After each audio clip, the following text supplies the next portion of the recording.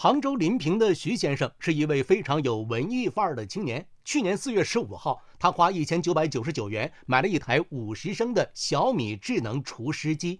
我妈的一些古书现在都放在我们自己房间里，所以说我就买了一台除湿机。我们对于除湿机这个使用也是属于一个持续性的一个过程，因为我很早的时候就已经家里有采购这样的设备，家里头像灯啊、音控设备啊，全部都是用了你家的这个智能设备，所以说我选择了小米，也是因为它能够跟我们家的这些智能设备进行一些关联，我操作使用起来会更加方便便捷一些。徐先生说，2月份除湿机出了故障，目前家里摆放的这台是3月份官方售后更换的新机器。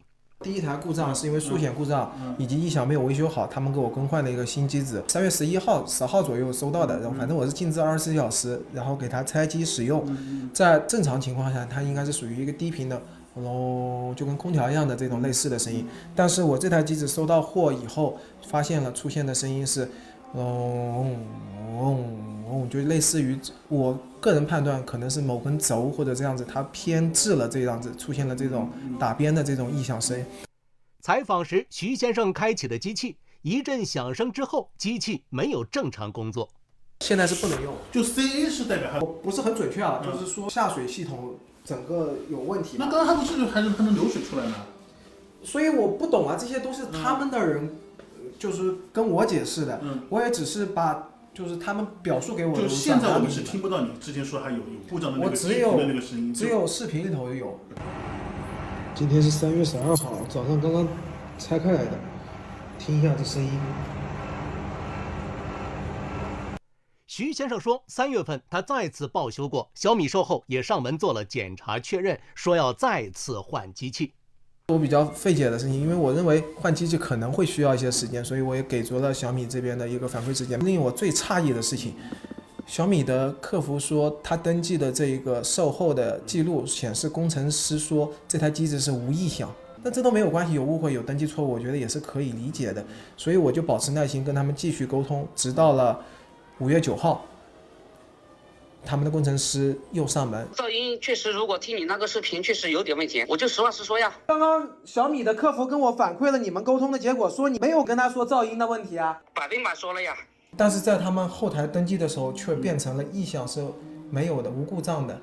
那么我这个就无法对我这个产品本身进行我的售后的下一步推进了。这台除湿机在小米的售后客服那里，到底有没有登记异响故障？之前的话是说那个告知检测就是没有故障，就看了一下咱们之前最新的单子的话，师傅说的话确实是有一个问题，就是说表示那个实际的师傅和用户说的就是不一致，之后这边的话就是正在对接处理当中，这个的话。我越听越不明白，就是我们听不明白，就是它到底是有问题还是没问题，在你这边登记。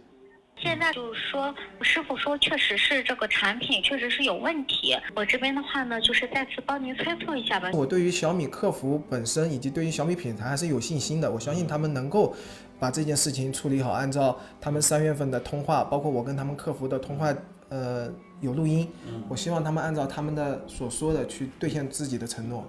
徐先生强调，他只要求换一台能用的除湿机。晚些时候，他反馈售后专员联系了他。异响的问题去跟售后那边去做了核实，这个的话声音的话是没有异常的一个情况。等等，是跟谁核实的？对，就跟咱们当时的就是售后师傅那边去做了沟通确认。什么时候？5月9号。5月9号，那个师傅清楚的告诉我，那个声音是有异响的。对，您现在诉求不是要求换嘛？我们也把您的这个问题跟区域的那边的就是管理同事、售后领导那边再沟通。预计的话，明天就是可以给到您答复，看能不能给您去做相对的协调更换。记者也向小米集团的公关部门反映了徐先生的问题，截至发稿，记者和徐先生都没有收到进一步的回应。188黄金眼记者报道。